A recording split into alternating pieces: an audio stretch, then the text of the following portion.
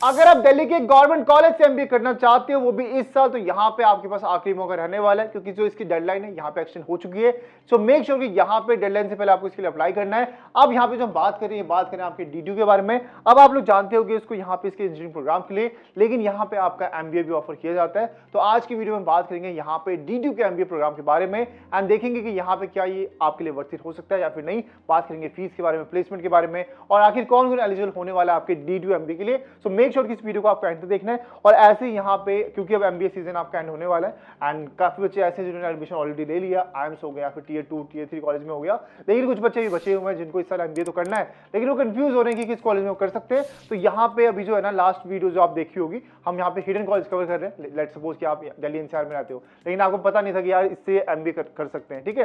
तो यहाँ पे आप जज कर सकते हो कि ठीक है भाई, फीस कम है, मुझे इस साल करना है तो करना है, नहीं करना, प्लेसमेंट इतनी गई थी, तो इस हिसाब से आप कंपेयर कर पाओगे, ठीक है। तो मेक श्योर करना है कि वीडियो को आपको एंड तक देखना है। एंड कोई भी डाउट रह जाते हैं ना, नीचे आपको कमेंट सेक्शन खुला हुआ है, आप कोई भी डाउट रह जाते हैं आप पूछा करो, ठीक है। एंड इसके अलावा स्क्रीन के ऊपर नंबर दिख रहा होगा, इस नंबर पे भी आप हमें यहाँ पे मैसेज करके अपने जो डाउट्स है यहाँ पे हमसे पूछ सकते हैं, ठीक है। अब आते हैं वीडियो के अंदर वापस यहाँ पे। तो यहाँ पे सबसे पहले बात करते हैं आपके डीडीयू के बारे में। तो ये दिख रहा होगा आपको पोर्टल के अंदर। तो यहाँ पे जो एमबीए है आपका बिजनेस एनालिटिक्स आपका, इसके जो एडमिशन है आपके लाइव हो रखे हैं यहाँ पे इस टाइम पे।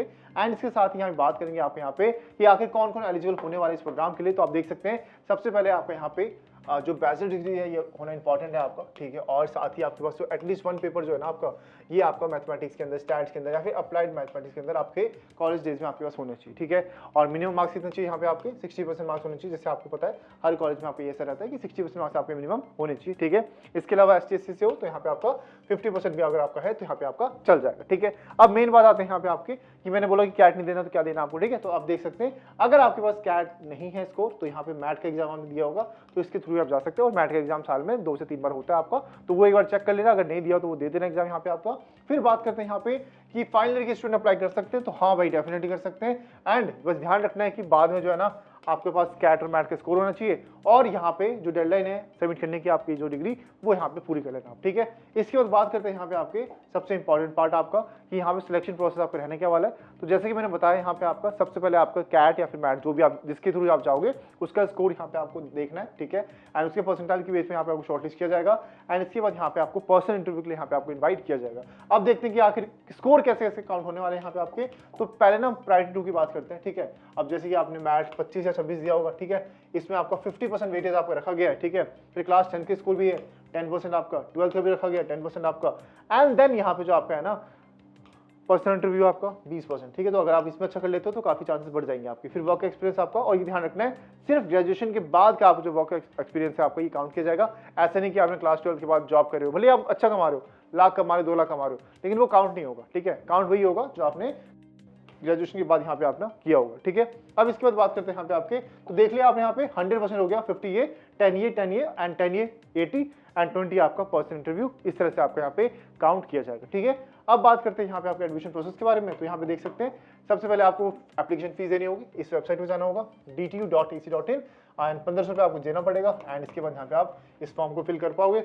अब फॉर्म फिलिंग टाइम पे आपको कुछ बातों को ध्यान रखना है, जैसे कि यहाँ पे आपका क्लास 10th एंड 12th का सर्टिफिकेट जो आपको रेडी रखना है। इसके अलावा यहाँ पे जो आपकी ग्रेजुएशन अगर हो चुकी है तो वो नहीं हुई है, अगर आप फाइनल के अंदर हो तो यहाँ पे आपका जहाँ तक की मार्कशीट रेडी है वो आपको करना पड़ेगा। इसके अलावा यहाँ पे जो एग्जाम के स्कोर के कार्ड है वो आपको रखना पड़ेगा, जैसे कि कैट या मैट। इसके अलावा यहाँ पे इसके अलावा जो है यहाँ पे आपका डेट ऑफ बर्थ के लिए आपको यहाँ ध्यान रखना है कि बेसिकली जो आपका क्लास 10 का सर्टिफिकेट है ना, ये काउंट किया जाता है आपको डेट ऑफ बर्थ के, उसमें जो आपकी डेट ऑफ बर्थ वहाँ लिखी होगी उसको ये मानेंगे, तो आपको डॉक्यूमेंट इसमें अपलोड करना होगा, ठीक है। फिर यहाँ पे रिसेंट पासपोर्ट साइज फोटोग्राफ आपका वो आपको लिखना है।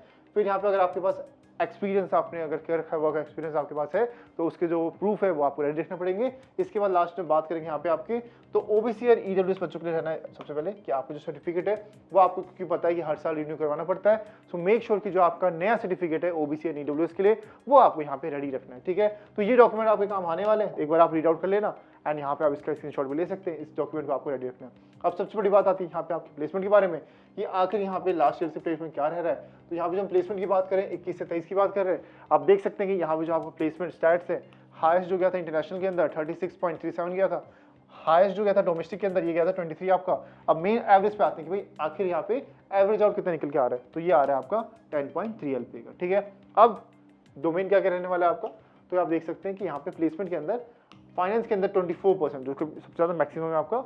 तो आप देख सकते हैं फाइनेंस में काफ़ी अच्छी जॉब लगी है। फिर आईटी के अंदर आपको 11.4, सेल्स एंड मार्केटिंग के अंदर यहाँ पे 22, फिर एचआर के अंदर 16, ऑपरेशन एंड सप्लाई चेन के अंदर आपका 11.5 एंड स्ट्रेटजी एंड कंसल्टिंग के अंदर आप यहाँ पे 14.7% यहाँ पे जॉब ऑफर की गई है आपकी, ठीक है।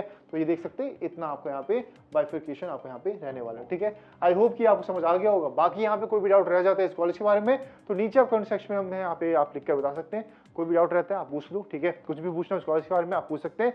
बाकी यहाँ पे अगर आपको और ऐसी वीडियोस देखनी है तो मेक श्योर कि आप इस चैनल को सब्सक्राइब कर लेना, ताकि जो भी इंपॉर्टेंट अपडेट्स है यहाँ पे, और बहुत जल्दी यहाँ पे अगर आप फाइनल के अंदर हो तो घबराना बिल्कुल भी नहीं है। 2027 के कैट के लिए यहाँ पे काफी अच्छी खासी वीडियोस आने वाली है कि आपको कैसे प्रिपेयर करना है कैट के लिए। इसके अलावा यहाँ पे क्या क्या ऑप्शन रहने वाले हैं, कैट के अलावा कौन से एग्जाम आप दे सकते हैं, हर एक चीज आपको बताई जाएगी इस चैनल के ऊपर। सो मेक श्योर कि यहाँ पे सब्सक्राइब कर लेना MBA 360, क्योंकि ये आपके लिए बहुत इंपॉर्टेंट होने वाला है आपके MBA जर्नी के अंदर। तो मिलते हैं नेक्स्ट वीडियो के अंदर, तब तक take care and bye bye.